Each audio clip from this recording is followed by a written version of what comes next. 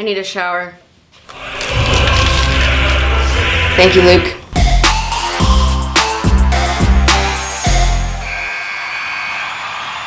Privyet, puckheads, and welcome back to Her Hockey Angle. If you're new here, welcome.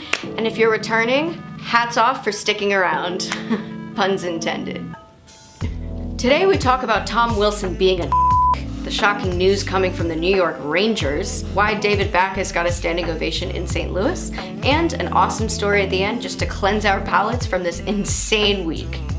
And I would make a joke about Tom Wilson, but he already is one. Oh my! He's on fire! Tom Wilson, aka wannabe UFC fighter, woke up on Monday and chose violence. He ended star winger Artemi Panarin's season after jumping on him and shoving his face repeatedly into the ice. Who's a physical player, but here's what happened with Buchnevich goes down, and Wilson is on him, and he forces him straight down his head and then punches him. I need a shower. Thank you, Luke. I'd like to be clear here. This is assault. If he wasn't on ice in an arena, part of an organization, if he was just in the streets, he would be booked. And a $5,000 fine is a joke to me, considering his salary is well over $5 million. And it was completely egregious. And look, it's not really just about punishing Tom Wilson, even though that's all what we really want to see.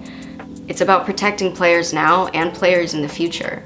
Because if you have another Todd Bertuzzi incident, like this could have led to, another career could have been ruined entirely, and it's just not something we want. But first, there's more. 3 assists. Here we go. Right off the face-off. 3 fights simultaneously. Again, here's the boos from the crowd. Here's Brandon Smith. Brandon Smith goes right after Wilson. Yep. See, that's what happens when you take out a star player. It's their entire family, and you're gonna take somebody out like that and you expect to not be met with animosity? You expect Tom Wilson, you're not going to get on the ice and be booed immediately, and that people are gonna be gunning for you? I mean, you've had it a long time coming.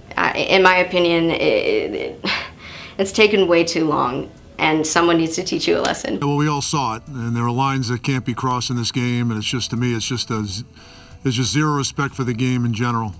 Yep, he said what he said. Props to the New York Rangers for shredding player safety, as they should. But there's more. You can't write this script. So the New York Rangers, as of this morning, May 6th, were slapped with a $250,000 fine. This comes after they made a statement, and then their general manager and their president both got fired. I have a few theories. Number 1, the NHL desperately needs viewership at the moment. More drama, more viewership. Conveniently happening near the playoffs sounds like a little bit of a good theory. Number 2, the alumni of the NHL kind of seem like they're trying to protect the integrity of the sport, right? But it makes little sense to me because even they know that there's a code of conduct for fighting. Favor for us to start playing the game. It truly changed the way we played against Dallas from then on, because the next time we went to Dallas, Darian Hatcher came out on the ice and came after me, and we got that out of the road. And from that point on, every game that we played after that with them, we played the game between the lines. Nobody went off the rails. He was off the rails. You know? Number 3, the NHL could now be silencing and punishing individuals who speak out against the NHL for fears that it could tarnish their reputation.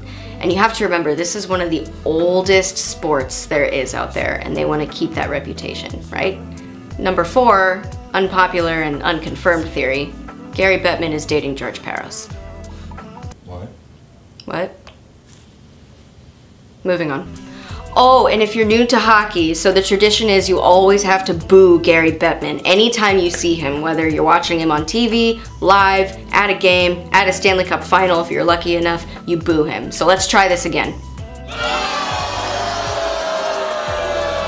David Backes was greeted warmly in St. Louis with a standing ovation during an emotional homecoming. The former Blues captain almost played his last game on Wednesday at the Enterprise Center.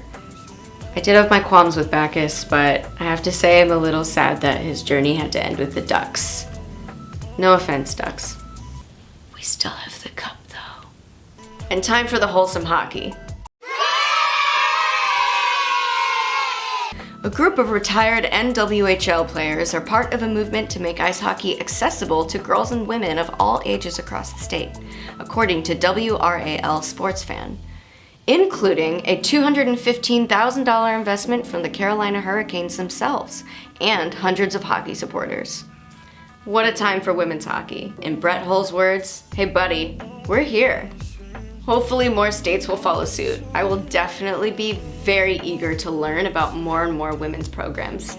And the article is linked below for anybody who wants to check it out. It was a very good read. And on that note, we conclude this report. Thank you for listening and tuning in. This was a very packed week.